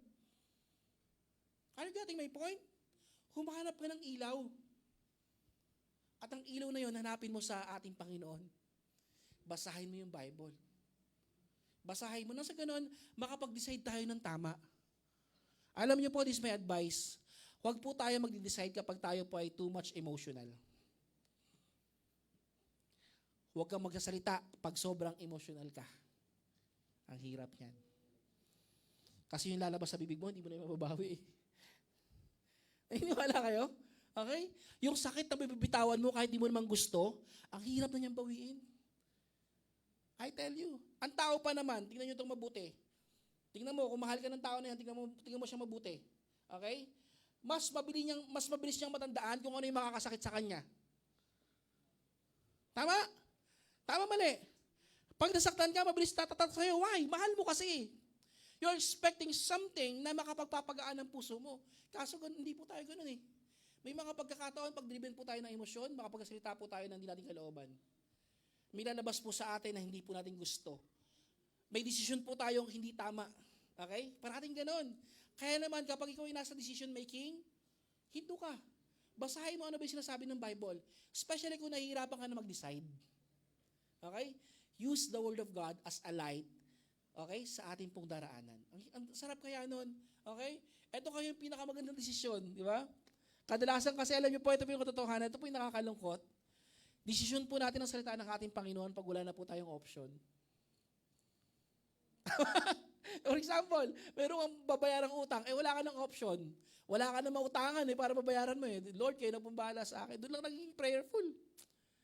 Pero kapag may magagawa pa yan, kinukonsider lahat as blessing. Ganyan po ang tao, no? I mean, encounter one time, sabi mo ng isang ang kakilala ko before, sabi niya, Pastor, meron po kaming utang na 15,000 But praise be to God, kasi po may nagpautang po sa aming Mumbai, 20,000. Blessing. Paano magiging blessing yun? Utang mo rin yun, may utubo pa nga yun. And kadalasan, kapag nahook tayo sa ganun, akala mo blessing, nagpapaulit-ulit lang yung utang. Hanggang sa hindi mo namamalayan, baon ka na pala. Tama, agree? So remember, hindi po blessing parati yung akala natin blessing. May mga pagkakataon, ang blessing makikita mo sa paanan ng ating Panginoon by using the Word of God itself. Then you will awaken. Ay, oo nga, no? Mali pala ako, Lord. Sorry po, Lord. Kasi dapat po pala sumunod ako sa iyong salita. Dapat pala ginawa kong ilaw, liwanag ang iyong salita. Ang sabi ng Hebrews chapter 4 verse 12, for the word of God is living and active. That's the point, living and active. Tumatagos po siya, okay? Sharper than any two-edged sword, piercing to the vision of soul and spirit and joints and marrow, and discerning the thoughts and intentions of the heart. Nakikita ng ating Panginoon through using the Word of God, nalalaman ng salita ng ating Panginoon, ano ang nilalaman ng puso mo. Alam niyo ba yan? Okay? Tayo po, wala po tayong kapangyarihan na gawin yun, pero ang salita ng ating Panginoon, alam ng Diyos kung paano niya gagawin. Kaya naman, kapag may desisyon tayong gagawin, tingnan niyo itong mabuti. Sa pag-aaral, sa ministry, meron kang desisyon na kailangan mong gawin. Sa relasyon, sa trabaho, dapat nating itanong parati, ano ang sinasabi ng salita ng Diyos regarding to this matter? Okay? Gusto ko mag-aral gusto ko mag-aral Pastor, gusto ko po talagang mag-aral. Ayoko po mag-stop. Teka lang, don't rush everything. Huwag ka magmadali. Tingnan mo muna, ano bang sinasabi ng Bible? Kasi alam niyo po, sa history po ng Pilipinas, marami pong gusto makapagtapos ng pag-aaral. Pero dahil kakulangan ng pinansyal, anong ginagawa ng maraming estudyante? Binibenta ang kanilang sarili. Just to support yung kanya pong sarili sa pag-aaral. Alam niyo po, ano pong sense nun? Yes, makapag-aral ka nga, pero wala ka naman ng dignidad. Naniniwala ka ba? Na kahit di mo gawin yan, kaya kang pag-aralin ng ating Panginoon? Hello? Kaya kang pag-aralin ng ating Panginoon. Kung niligtas ka nga ng ating Panginoon, imagine mo to ha, niligtas ka nga ni Jesus binigay niya nga kanyang buhay para sa'yo Imagine this kanyang buhay binigay niya para sa'yo. Ano pa yung mga bagay na gusto mong hingin para sa sarili mo? Hindi ka naniniwala hindi kaya bigay ng Panginoon yon? Kayang ibigay ng ating Panginoon. You just need to trust Him and obey His word. Tanungin mo si Lord, ano bang gustong sabihin ng Panginoon? Kapag nandun ka na sa edad na, alam mo yun, yung lahat ng kasama mo, may boyfriend, may girlfriend, ikaw na lang yung sad. Pag February 14 na, gusto mo 15 agad. Saklap na, no? Huwag ka mainggit. Why? Kasi baka hindi ka pa ready, kaya ganun. Hindi ibig sabihin pangit ka. Hindi ibig sabihin wala nagkakagusto sa'yo. Just wait for God's timing. Are you getting my point? Okay? Kasi po, ang isang kabataan o isang pananampalatayang lagi nagmamadali. Okay? Alam niyo kung ano nangyari? Nauuwi sa bunga Ay, hindi. What I'm trying to say, nauuwi sa trahedya, kadalasan.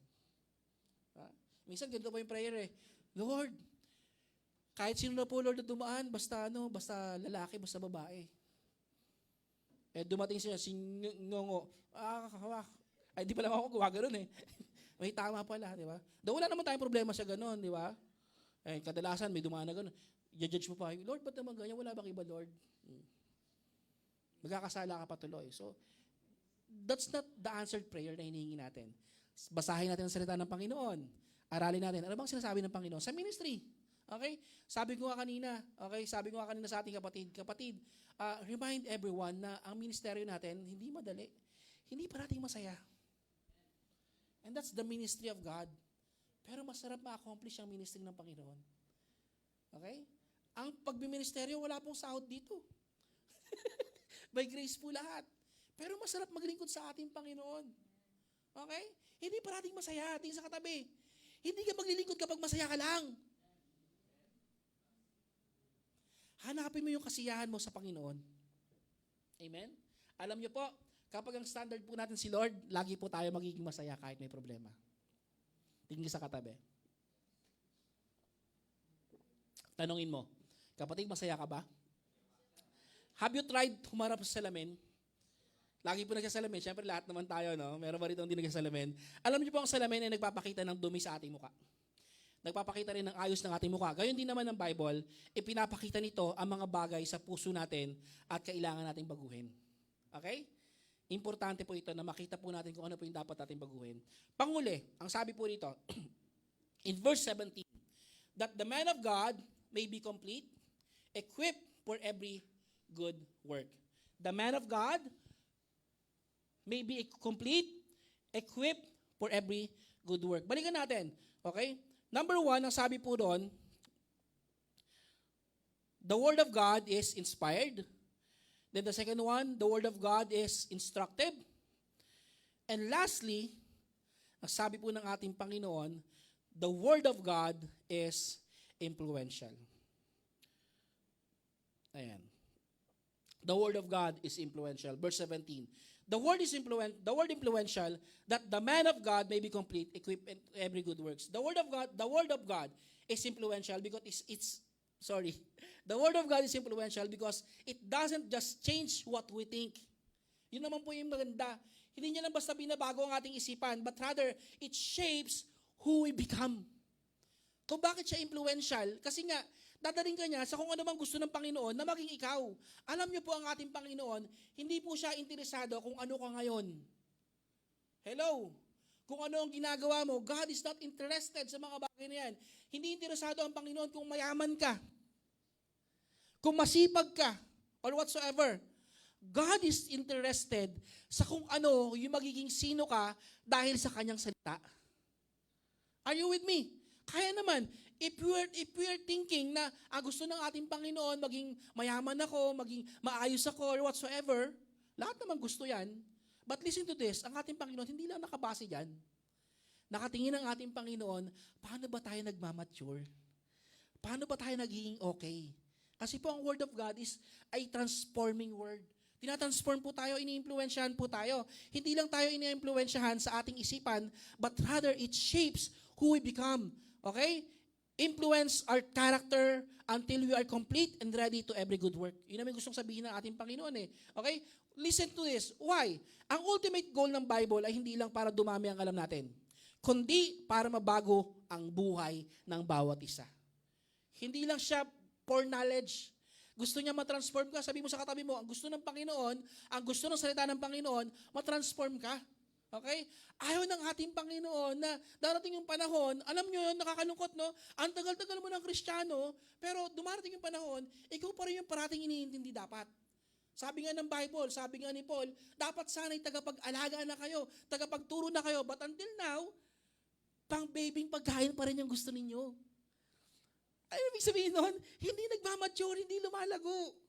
Hindi niya nakikita yung halaga ng standard. Tapos ka na sa ABC, gusto sabihin ng ating Panginoon yun. Tapos ka na sa ABC, tapos ka na sa abakada. Kailangan mo namang maintindihan yung mga mahihirap na salita. Naintindihan natin? Okay? Kasi po, kapag hindi po tayo maka-overcome sa isang bagay ng paulit-ulit, tingnan natin mabuti, baka merong tayong kailangang ipihit sa atin eh.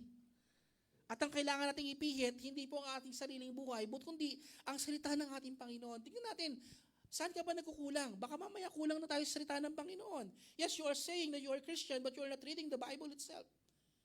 Kasi yung Bible kasi, ito yung magbibigay sa atin ng influence. Ang sabi nga ni Joshua 1:8, the book of the law shall not depart from your mouth, but you shall meditate on it day and night. Tuwing kailan daw? Day and night. Araw at gabi. Bakit araw at gabi? Why? The Lord, gusto ng Panginoon na umpisahan natin ang ating buhay na may salita ng ating Panginoon at tapusin natin ang ating buhay, ang ating maghapon na merong salita ng ating Panginoon. Hindi yung gumising ka ng umaga, nag-almusal ka, natulog ka ng masakit ulo mo, stress ka pa, kasi inaway ka ng katrabaho mo, o di naman kaya ng asawa mo or whatsoever. Okay? But rather, gusto ng ating Panginoon, magsimula tayo sa salita ng Panginoon at magtapos tayo sa salita ng ating Panginoon. So that you may be careful. Tingnan nyo ito mabuti. So that you may be careful to do according to all that is written in it. Magawa ninyo ng maayos kung ano nasusulat sa salita ng Panginoon. For then, you will make your way prosperous. Tingnan nyo ito mabuti. That you will make your way prosperous. And then you will have good success. Yung pala yun. Ang success pala, hindi dahil masipag ka. Okay? Saan daw yung success? Nasa salita ng ating Panginoon. The book of the law shall not depart from us. Okay? Mawala na lahat. Huwag lang ang salita ng Panginoon sa buhay mo. Mawala na lahat. Huwag lang ang salita ng ating Panginoon. Kasi pag nawala sa iyo ang salita ng Panginoon, parang nawalan ka ng pinaka-importanting kayamanan sa buhay mo. Yes, marami tayong pinapahalagaan right now. Ginto, pera, bahay, negosyo, or whatsoever. Pero alam nyo po, lahat po yan pwede pong mawala bigla eh. Yung mga pinapahalagaan po natin, pwede pong malusaw. Tanggalin na lamang ng ating Panginoon sa isang pitik lang. But listen to this, sasabi ng Panginoon, ang kanyang salita, pag daladala natin yan, hindi po yan mawawala sa ating buhay. Sanctify them in the truth. Your word is truth. John 17:17. Ang salita ng Panginoon ng katotohanan. At dito po tayo dapat tumatayo. Are you getting my point? Okay? Ang tanong, regular ba tayo nagbabasa o sumusunod sa salita ng Diyos? Or hindi? Mas nagiging mature tayo if we have the Bible. Okay? Mas handa tayo sa ministry if we have the Bible. Mas matatag tayo sa pagsubok if we are reading the Word of God. Mas kapaki-pakinabang tayo sa gawain ng Diyos if we have this kind and changing standard. Hindi sumasabak sa laban ng sundalong walang training. If you are, okay, a soldier of God, if you are a warrior of God, tayo pong lahat ay mga warrior ng Panginoon. Tingin sa katabi. Warrior yan eh. Ha? Warrior. Okay? Hindi po tayo susubok. Huwag kang susubok sa gera nang wala kang training. Kaway, talo ka eh. Talo ka. Huwag kang susubok sa gera nang wala kang dalang sandata. At ang sandata po natin, hindi po ito yung makakapatay, but rather makakabuhay ng tao. Ang salita ng Panginoon. Okay? Ito po yung armor po natin. Yes, may mga pagkakataon, we act like a child, sabi nga ni Gary B, di ba? A warrior is a child. Yes, okay lang yun, pero meron naman tayong amang malalapitan eh. Importante, meron kang standard. And that's the Word of God. Unchanging standard. A Bible that is falling apart usually belongs to someone who isn't. Okay? A Bible that is falling apart usually belongs to someone who isn't. Okay? Ginagamit ng Diyos ang kanyang salita upang ihanda tayo sa kanyang gawain. Tingin sa katabi. The question is, are you prepared? Handa ka na ba sa gawain ng Panginoon? Ang salita ng Diyos ay inspired, galing sa Diyos, instructive, nagtuturo at nagtutuwid, influential, naghahanda at nag-equip sa atin. Okay? And this is the final challenge. This is my final challenge. Ano ang standard ng buhay mo ngayon? Ang opinion mo ng tao? Okay? Ang feelings mo o ang salita ng Diyos? Mamili ka. Anong gusto mong standard? Kasi lahat naman yan option eh. Okay? Kung gusto nating maranasan ng kalooban ng Diyos, kailangan nating gawin ng standard ang kanyang salita sa bawat aspeto ng ating buhay. Remember this, kapag ang salita ng Diyos ang naging standard natin, ang kalooban ng Diyos ang magiging direksyon ng buhay natin. Siya po yung magbibigay ng direksyon sa atin. Maybe right now, hindi mo alam kung saan ka pupunta.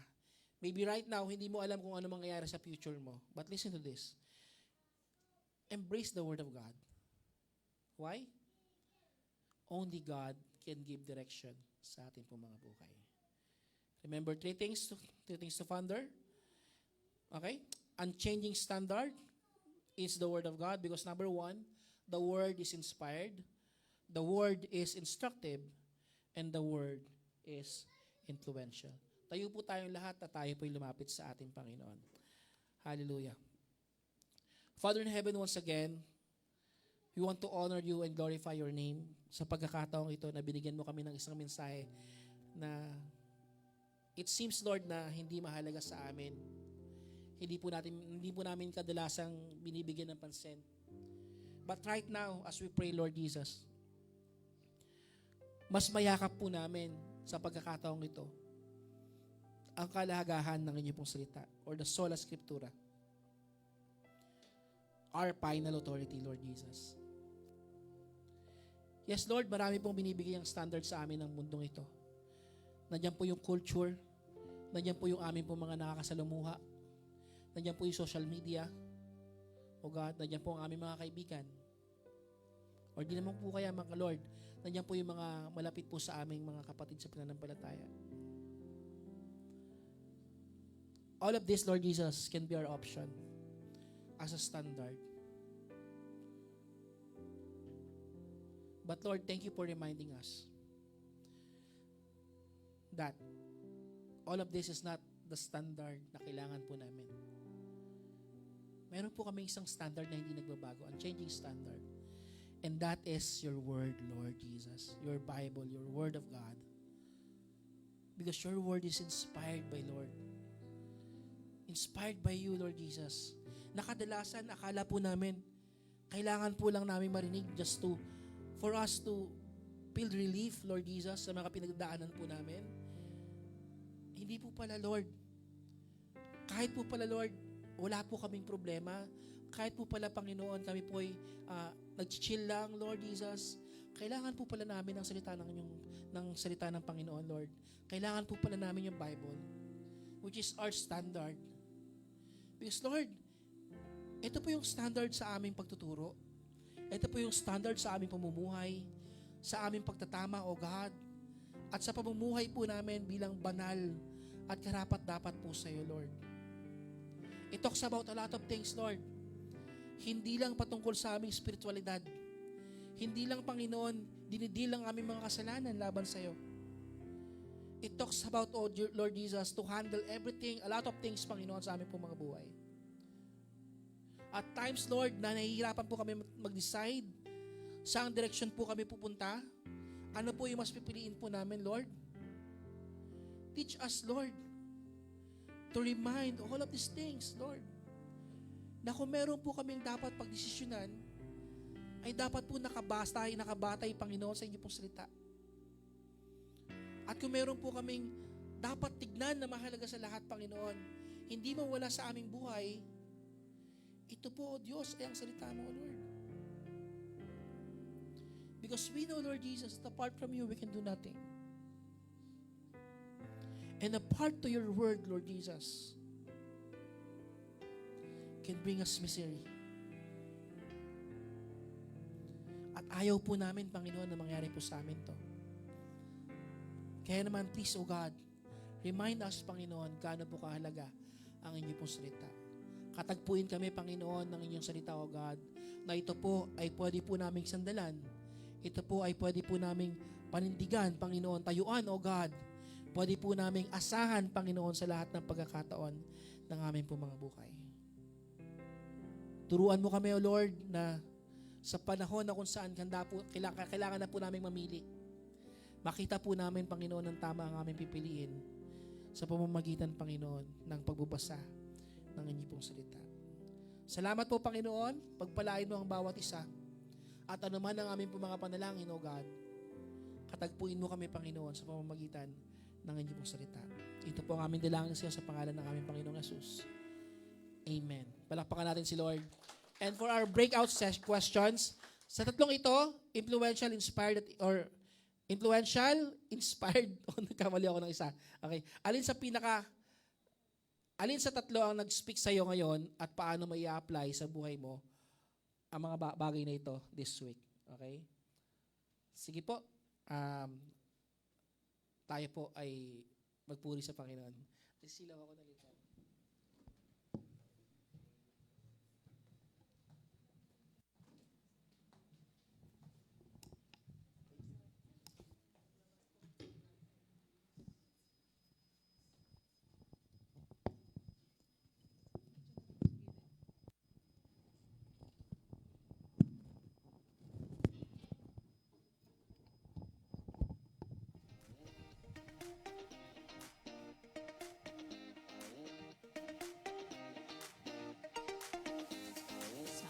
Sige po, patuloy po tayong tumayo. At totoo po na ang salita ng Panginoon ang nangungusap po sa mga buhay po natin. Amen. Kaya po patuloy po tayong magtiwala sa Panginoon sa lahat ng kanyang mga pangako. Sige po, let's all worship the Lord.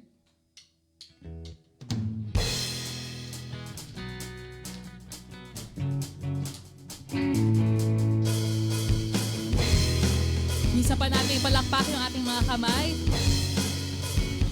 Dahil sa sinabi ng Panginoon,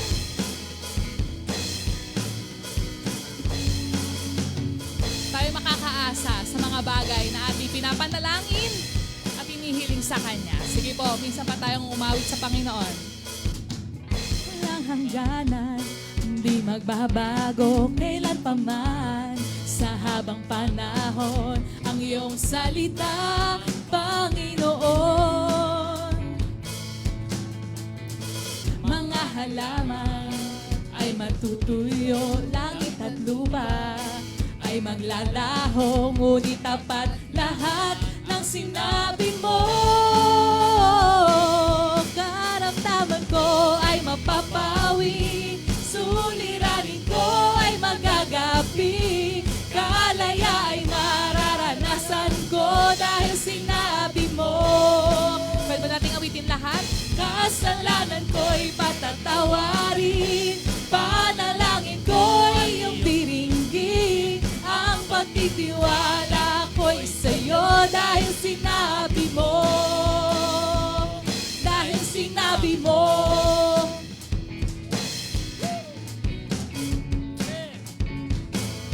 Dahil sinabi mo, Panginoon, kami magtitiwala.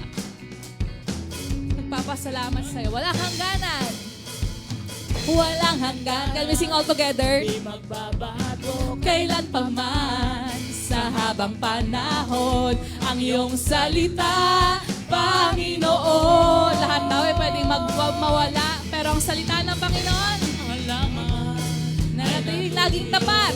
Langit at lupa ay maglalaho, ngunit tapat lahat ng sinabi mo. Karamdaman ko ay mapapawi, suliranin ko ay magagapi, kalaya ay mararanasan ko dahil sinabi mo.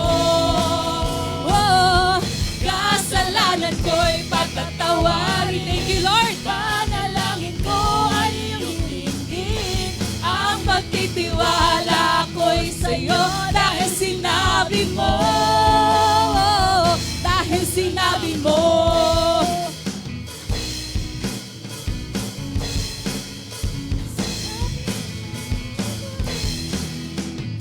Sabay-sabay nating awitin.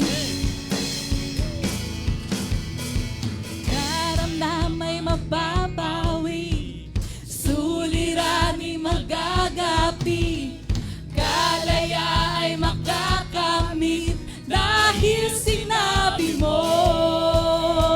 Sala'y patatawarin, ang dalangin diringgin, puso ay magtitiwala sa sinabi mo.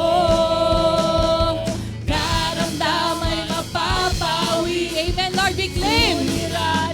And we declare, Jesus, kalaya ay makakamit dahil sinabi mo. Thank you, Lord, for forgiving us. Sala'y patatawarin, ang dalangin diringgin, puso ay magtitiwala sa sinabi mo. Karamdaman ko ay mapapawi, suliranin ko ay magagapi, kalaya ay yes, we are already malaya sa Panginoon. Sinabi mo. Oh, kasalanan ko'y patatawarin, panalangin ko'y iyong diringgin, ang pagtitiwala ko'y sa'yo dahil sinabi mo. For the last time. Papawi, suliranin ko ay magkagapi, kalaya ay mararanasan ko dahil sinabi mo. Oh, kasalanan ko'y patatawarin, panalangin ko'y iyong diringgin, ang pagtitiwala ko'y sa'yo dahil sinabi mo. For the last time. Karamdaman ko, baunin natin po sa linggong ito, itong pangako ng Panginoon. Mo ay magagapi, kalaya ay mararanasan ko dahil sinabi mo. Oh, kasalanan ko'y patatawarin, panalangin ko'y iyong diringgin, ang pagtitiwala ko'y sa'yo dahil sinabi mo. Dahil sinabi mo. Sige po, tayo po'y magkamustahan. Iabot po natin yung mga kamay. Ipakita natin yung mga ngiti sa ating mga kapatid. Sige po, ikot po tayo.